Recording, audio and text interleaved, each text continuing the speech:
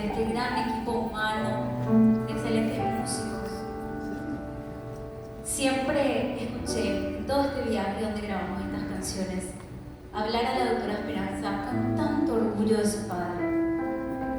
Mi padre no fue músico, pero fue mi fiel compañero en el arte. Recuerdo como si fuera ayer cuando grabamos esta canción. Salió de la nada.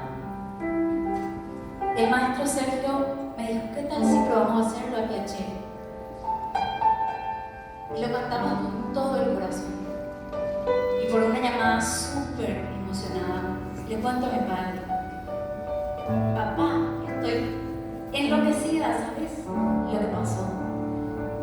Grabé en el mejor estudio del mundo la canción más importante del cancionero paraguayo, la primera versión internacional en guaraní.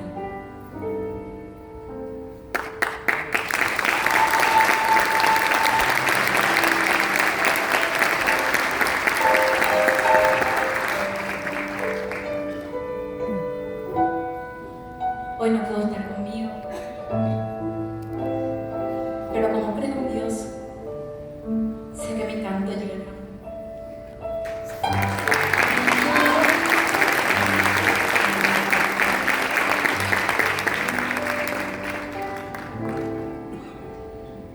Peti pejare, nyesen duporame, utakara ipe, ya jokwa.